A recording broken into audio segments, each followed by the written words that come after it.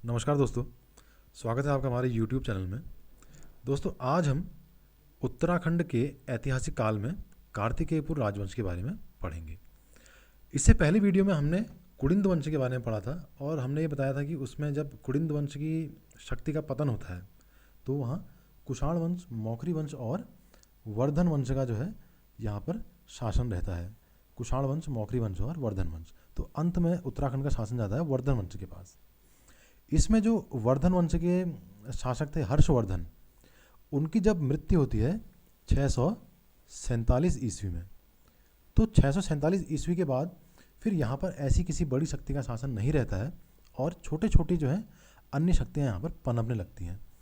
उसमें जो है ब्रह्मपुर, गोविशाण और शत्रुघ्न नगर जो है ये प्रमुख शक्तियाँ थी। तो इसमें से क्या है, ब्रह्मपुर जो है आपका हरिद्वार में, और ये जो गोविशाण है ये काशीपुर में, और शत्रुघ्न नगर जो है ये आपका उत्तरकाशी में जो है ये स्थापित हुए। लेकिन बाद में जब ब्रह्मपुर राज्य का भी जब पतन हुआ तो उसके बाद फिर एक नई शक्ति यहाँ पर उभर के आई जिसने उत्तराखंड को राजनीतिक और सांस्कृतिक रूप से एकता के सूत्र में पिरोया, और हम उसे जानते हैं कार्तिकेयपुर राजवंश के रूप में। तो आज का जो हमारा अध्ययन का टॉपिक है वो है कार्तिकेयपुर राजवंश। तो आइए आगे बढ़ते हैं, कार्तिकेयपुर राजवंश के बारे में चर्चा करते हैं। तो देखिए, जो ये कार्तिकेयपुर राजवंश है इसका शासनकाल जो है वो 700 ईस्वी से 1050 ईस्वी के लगभग तक माना जाता है। और इनकी जो राजधानियाँ थी, सबसे पहले इनकी राजधानी थी जोशीमठ। उसके बाद जोशीमठ के बाद इनकी राजधानी स्थानांतरित हुई बैजनाथ में, और इनकी एक शीतकालीन राजधानी भी थी जो थी रामनगर के पास ढिकुली में। अब देखिए, इनका जब क्षेत्र बढ़ा तो इनको लगा कि जो है राजधानी यहाँ से स्थानांतरित करके बैजनाथ ये ले आए जब इनका क्षेत्र विस्तार हुआ। तो एक कारण तो ये माना जाता है राजधानी जो है इनकी जब वहाँ से स्थानांतरित हुई बैजनाथ में कि इनका क्षेत्र विस्तार हुआ। दूसरा कारण ये माना जाता है कि उस समय गढ़वाल में भी जो है परमार वंश जो है एक नई शक्ति के रूप में उभरने लगा था। तो इस वजह से भी इनको जो है अपनी राजधानी को जोशीमठ से बैजनाथ स्थानांतरित करना पड़ा। और एक इनकी शीतकालीन राजधानी थी जो मैंने आपको बताया रामनगर के पास ढिकुली में। तो हम इनकी जो है 3 राजधानियों के बारे में जानते हैं, पहली जोशीमठ, दूसरी बैजनाथ और तीसरी ढिकुली के पास। ये जो है इनकी शीतकालीन राजधानी थी। इनके जो इष्ट देव थे वो थे भगवान कार्तिकेय, और इन्हीं के नाम पे जो है ये कार्तिकेयपुर राजवंश के रूप में जाना जाता है। अब देखिए, जो ये राजवंश था इसमें प्रमुख रूप से जो है 3 परिवारों का ये शासन रहा, और इन्होंने यहाँ लगभग 300 वर्षों तक शासन किया। जो ये 3 परिवार थे इसके 14 शासकों ने। जो अंग्रेज इतिहासकार हैं एटकिंसन, तो एटकिंसन के अनुसार उत्तराखंड के अलावा जो है ये इनका जो क्षेत्र था वो पश्चिम में सतलज तक और दक्षिण में रुहेलखंड तक फैला हुआ था। तो मतलब इनके पास जो है मैदानी भाग भी जो है काफ़ी मतलब मैदानी भाग का भी एक बहुत बड़ा क्षेत्र था जहाँ ये शासन करते थे। तो अब जो है आइए देखते हैं कौन कौन से इसके प्रमुख शासक थे। तो जैसा मैंने आपको पहले बताया कि 3 परिवारों के 14 शासकों ने इसमें जो है प्रमुख रूप से शासन किया 300 वर्षों तक। तो उसमें जो 3 परिवार थे उसमें प्रमुख थे बसंत देव, और ये जो है सबसे पहले शासक थे यहाँ के, और उसके बाद निम्बर वंश के निम्बर देव, तथा उसके बाद सलोड़ादित्य वंश के इच्छर देव। तो अब जो है आइए देखते हैं कौन कौन से इसमें जो है ये शासक रहे हैं। सबसे पहले जो है बागेश्वर से एक जो है शिलालेख प्राप्त हुआ था, त्रिभुवन राज शिलालेख। उसमें ये बताया गया है कि इसके जो है प्रथम जो कत्यूरी नरेश थे वो थे बसंत देव, और इनके द्वारा एक उपाधि भी धारण की गई थी, ये एग्जाम में पूछी जा सकती है। परम भद्वारक महाराजाधिराज परमेश्वर की उपाधि जो है किसने धारण की थी? बसंत देव ने। तो इसको आप जो है इसके नोट्स भी बना सकते हैं और स्क्रीनशॉट भी आप ले सकते हैं, इसको नोट कर लीजिएगा। बसंत देव द्वारा जो उपाधि धारण की गई थी परम भद्वारक महाराजाधिराज परमेश्वर की। इसका जो अगला जो परिवार था वो था निम्बर वंश, और निम्बर वंश का संस्थापक था निम्बर देव। तो जो ये निम्बर देव है ये शैव मत को मानता था और भगवान शिव का भक्त था, शैव मत को मानता है। तो और इसने जो है जागेश्वर मंदिर के विमानों का निर्माण कराया था।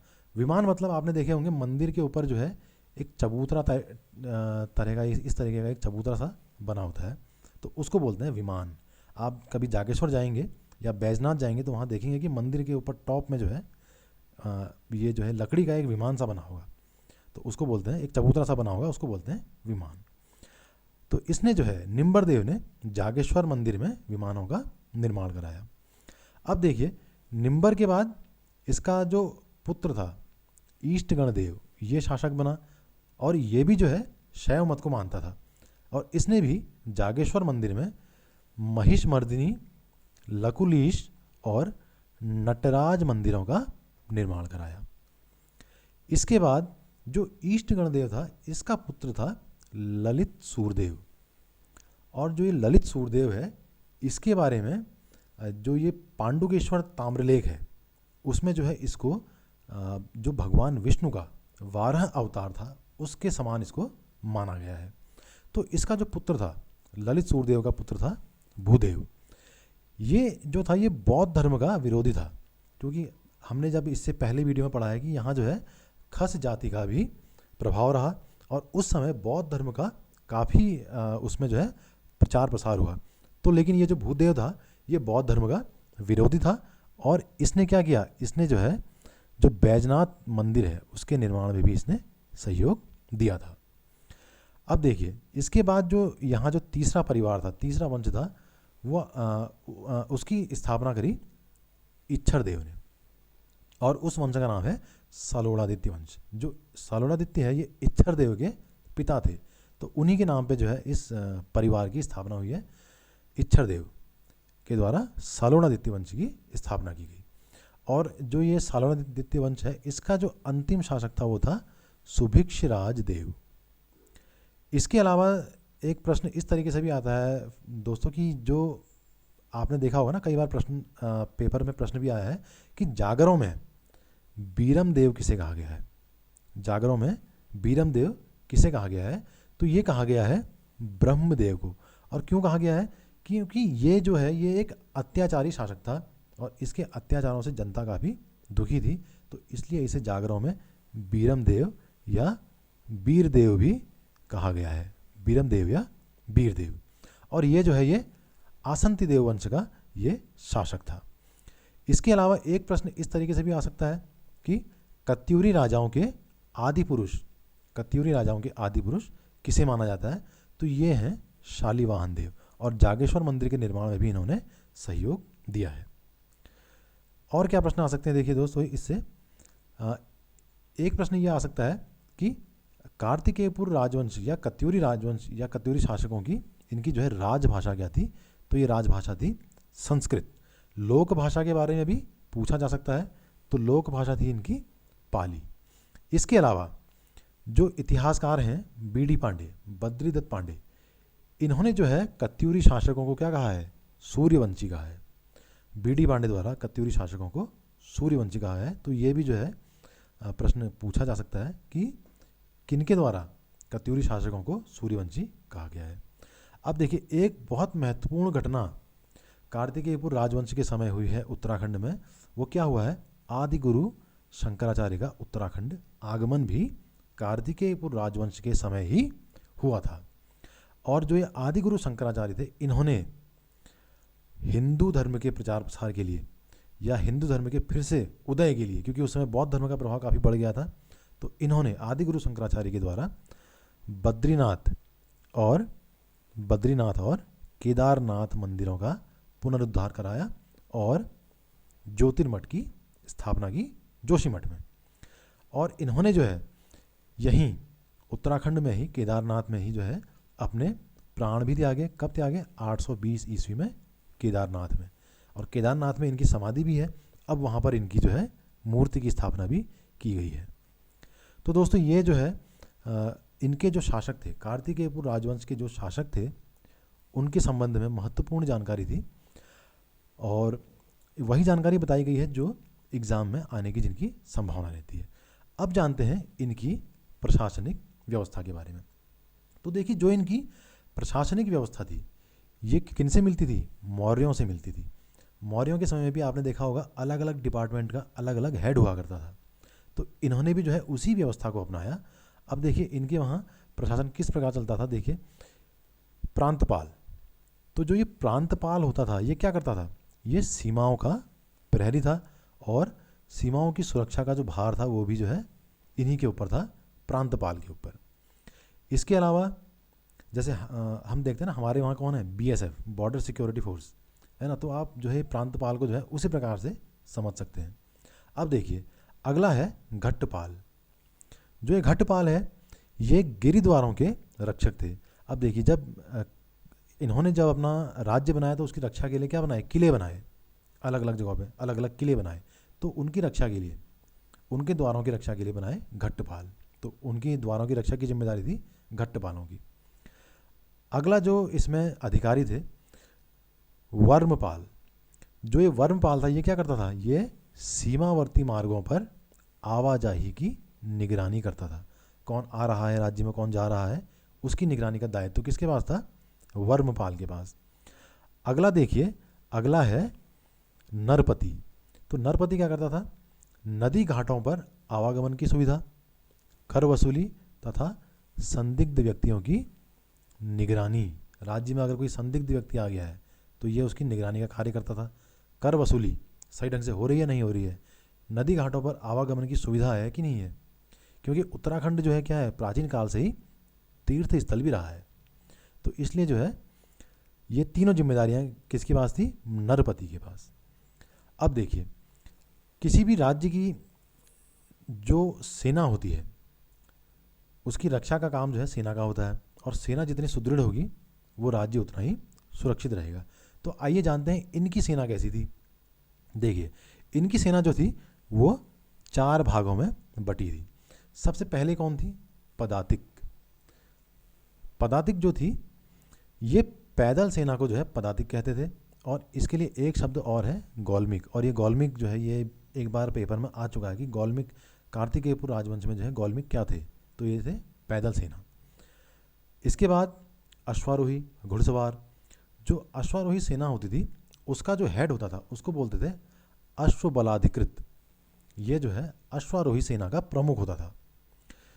फिर तीसरी सेना थी गजारोही, हस्ती बलाधिकृत, इसका जो है ये मुखिया होता था, प्रमुख होता था। और चौथी सेना जो थी वो थी उष्ट्रारोही, ऊँटों की सेना। तो ये इसका जो प्रमुख होता था ये होता था उष्ट्र बलाधिकृत। अब देखिए पहाड़ों पर तो पैदल सेना और जो ये घोड़े वाली सेना थी इनसे काम चल जाता था, लेकिन इनके पास मैंने आपको बताया ना कि जो है रुहेलखंड तक का एरिया था, तो तराई का एरिया भी काफ़ी मात्रा में था। तो इसलिए जो है उसकी रक्षा के लिए संभवतः जो है ये हाथियों और जो है ऊँटों की सेना इन्होंने रखी होगी। अब देखिए जो ये तीनों सेनाएं थी पैदल सेना को छोड़ करके, अश्वारोही, गजारोही और उष्ट्रारोही, इन तीनों ही आरोही सेनाओं का जो प्रमुख होता था, जैसे हमारे वहाँ होते हैं जनरल, सीडीएस होते हैं ना, सीडीएस जनरल, फिर उसके बाद अलग अलग पद होते हैं। तो ये जो है जो ये चीफ था इनका तीनों ही सेनाओं का, ये था हस्त्यासवोष्ट्र बलाधिकृत। हस्त्यासवोष्ट्र बलाधिकृत जो है ये जो है तीनों सेनाओं का प्रमुख इसमें हुआ करता था। अब देखिए ना ये शब्द जो है बहुत टफ है, क्यों, क्योंकि हमने जब पहले बात करी ना आगे पहले वीडियो में कि इनकी राजभाषा क्या थी, संस्कृत थी, तो हमको जो है इस प्रकार के शब्द इसमें देखने को मिलेंगे। अब देखिए इन्होंने जो है आंतरिक सुरक्षा का भी जो है अपना काफ़ी अच्छा इंतजाम किया था। पुलिस व्यवस्था, तो पुलिस व्यवस्था में जो इनके प्रमुख जो अधिकारी थे वो कौन थे, जो प्रमुख पुलिस अधिकारी होते थे, दंडपाशिक, दंडनायक, महादंडनायक, ये इनके प्रमुख पुलिस अधिकारी होते थे। इसके अलावा दांडिक और ये आपका जो है खड़िग, तो ये जो है दंड और खड्गधारी सिपाही होते थे, खड्गिक, दांडिक और खड्गिक, ये जो है 2 दंडधारी और खड्गधारी सिपाही होते थे, ये आम जन की सुरक्षा के लिए। इसके अतिरिक्त अपराधियों को पकड़ने वाला जो सर्वोच्च अधिकारी होता था वो होता था दोषापराधिक। दोषापराधिक जो है ये अपराधियों को पकड़ने वाला जो है सर्वोच्च अधिकारी होता था। इसके अलावा इंटरनल सिक्योरिटी के लिए भी इन्होंने जो है अपना एक गुप्तचर विभाग बनाया था, और उसका जो है सर्वोच्च अधिकारी होता था दुसाध्य साधनिक। दुसाध्य साधनिक जो है ये गुप्तचर विभाग का सर्वोच्च अधिकारी होता था। अब देखिए आय के साधन क्या थे इनके समय, कृषि, खनिज, वन संपदा और कर। तो कृषि हो गया, खनिज हो गया, वन संपदा हो गया और कर, ये जो चार जो इसमें जो साधन है इनसे जो है इनकी आय होती थी। अब देखिए कर है तो कर को वसूलने के लिए भी इनके जो हैं अधिकारी थे भोगपति और शौल्किक। भोगपति और शौल्किक जो हैं दो ऐसे अधिकारी थे जो करों की वसूली करते थे। इसके अलावा इनका जो राज्य था वो अलग अलग प्रशासनिक इकाइयों में बटा हुआ था। कैसे बटा हुआ था, अब देखिए जो इनका राज्य था वो प्रांतों में डिवाइड था, है ना। ये भी संभवतः क्या पता इन्होंने मौर्यों से ही लिया हो, क्योंकि उनके समय में भी जो है उनके जो राज्य थे वो अलग अलग जो है प्रशासनिक इकाइयों में बटे हुए थे। अब देखिए जो राज्य था वो प्रांतों में डिवाइड था और प्रांतों का जो शासन था वो उपरिक जो है ये वर्तमान में जैसे राज्यपाल होते हैं तो इनके द्वारा ये प्रांतों का शासन संचालित होता था। इसके अलावा जो प्रांत थे वो जो हैं छोटे छोटे विषयों में, विषय मतलब जो वर्तमान में जो जिले होते हैं उनमें जो है विभाजित थे, जिनका शासन जो है किसके द्वारा होता था, विषयपति के द्वारा होता था। तो कत्यूरी शासन में 5 विषय जो है, ये कत्यूरी शासन जो है ये 5 विषयों में 5 जिलों में बटा हुआ था। कौन कौन से विषय हैं आइए देखते हैं। सबसे पहला जो है ये है आपका कार्तिकेयपुर विषय, जो इनकी पुरानी जो राजधानी थी जोशीमठ क्षेत्र, उसका क्षेत्र इसमें आता है कार्तिकेयपुर विषय में। अगला है टंकणपुर विषय, इसमें आता है अलकनंदा घाटी वाला क्षेत्र। तीसरा है अंतराग विषय, ये जो भागीरथी और अलकनंदा के बीच की जो घाटियाँ हैं वो अंतराग विषय क्षेत्र में आती हैं। और चौथा है ऐशाल विषय, इसमें भागीरथी और यमुना के बीच की जो घाटी है वो क्षेत्र आता है। पांचवा जो इसमें विषय है वो है हरिद्वार का जो निकटवर्ती भाबर प्रदेश है, मायापुर हाट के नाम से पांचवा इनका जिला था, हरिद्वार का निकटवर्ती भाबर प्रदेश। तो दोस्तों ये जो है कत्यूरी जो राजवंश है उसके शासकों के बारे में और उसकी प्रशासनिक इकाइयों के बारे में जो है आज का ये हमारा वीडियो था। वीडियो आपको अच्छा लगा होगा तो इसे लाइक करिएगा, अपने दोस्तों के साथ शेयर करिएगा और अधिक जानकारी प्राप्त करने के लिए हमारे इस चैनल को सब्सक्राइब करिएगा। मिलते हैं अगले एपिसोड में। Thank you so much.